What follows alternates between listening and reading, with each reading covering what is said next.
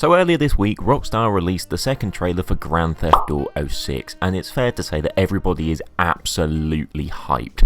It's easily the most anticipated upcoming game, even if it isn't now coming out until May 2026. However, despite how incredible this game looks, one major question is still yet to be answered, that being, how much is Grand Theft Auto 6 going to cost? With the recent price increases across all of gaming, and certain political tariffs causing a significant rise in the cost of living, Grand Theft Auto 6 could easily be set to be the most expensive video game ever made. But what has actually caused this to be the case? Well, I think the best place to start is with what I'm calling the pricing trendsetters, Nintendo. Upon the announcement of the Nintendo Switch 2 a couple of months ago, there was two major things which essentially changed the gaming industry going forward.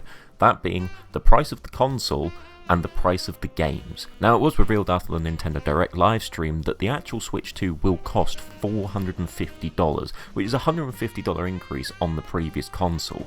But that wasn't the killer for me. The thing that has actually completely screwed up the gaming landscape is the fact that games have now got a set price of $80, and that's purely for just digital versions. When it comes to Nintendo, if you want a physical copy, you're looking at $90 per game. That is nuts. Now, this obviously isn't a slight on Nintendo in the sense that I don't think the games are worth that much. I mean, I don't, but the actual quality of them that has been on show, they do all look fantastic, so it's not slander in that sense. I just feel like $90 to own a game like Mario Kart is absolutely insane. However, when you of course set the trend of games costing that much, all of the competitors were bound to follow, and that is exactly what we've seen with Microsoft. Now, this isn't actually something that's come into effect yet, but Microsoft have already announced that they will be raising the price of their first-party titles to $80 by the end of the year. Now, obviously due to Nintendo's actions, that can be somewhat overlooked as them just sort of matching the market value of first-party games, right? However, one thing that they've also done is all console and accessory prices for Xbox have raised around 20 to 25%, which on its own is absolutely staggering. If we were to take, for example, the Xbox Series S, which was the original sort of smaller next generation console, which was almost designed to be cheaper so that people could get an introduction into next gen gaming, that at the time, or when it was released, was $300. That has since been increased to $380. What? And bearing in mind that is a cheap version of the Xbox, that in itself is nuts. Not to mention that when it comes to Xbox Series S and Series X, these aren't new products. I know that people still call it like next-gen gaming because obviously not everybody has a PlayStation 5 or an Xbox Series X or S, but this console itself released in November 2020. This is by no means a new product, so bumping up the price by like 25% is absolutely scandalous. At least Nintendo have the saving grace that their console is like the most up-to-date components possible on the market within 2025. Moving away from the actual gaming companies for a minute, one thing we do also need to take into consideration is the recent changes in tariffs being brought in across America and China. Now, I really don't want to get all political in this video because, quite frankly, nothing bores me more than talking about fucking politics, but from what I understand, essentially, Big Donny Trump has gone full Viceroy Gumray from the separatists and has basically whacked a massive tariff on all the imports coming into China, which, funnily enough, is where a lot of video games and consoles happen to be made. Now, obviously, if these companies, like Nintendo for example, are being charged more to sell their games and products within America, they're just going to hike up the prices to match out the money that they've then lost on that because of the tariff. And ultimately, that increase in price will just trickle its way down to the consumer, which is the issue. Now, I personally think that the scariest thing about this is the fact that it's actually looking as if this is only going to get worse. Currently, as of reporting, there is only a 10% tax increase on all imports from China.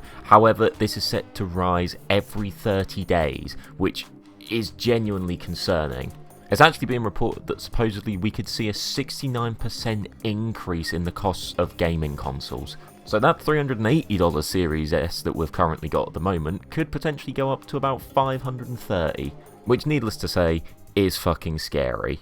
Now, I know what you're probably thinking, but CF Woody, I don't live in the USA, so none of this is going to affect me, right?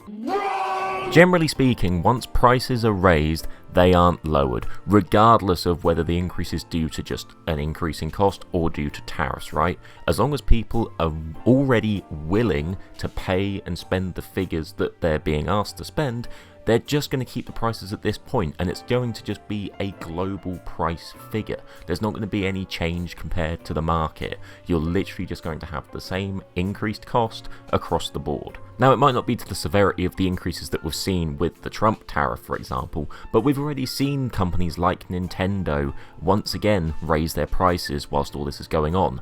It looks as if all of the Switch 2 accessories have gone up around $5 to $10 each, so the actual main console and the games are all the same sort of extortionate prices that they've already been set to, but now the additional things like extra Joy-Cons is $95. It's nearly $100 for just a second controller.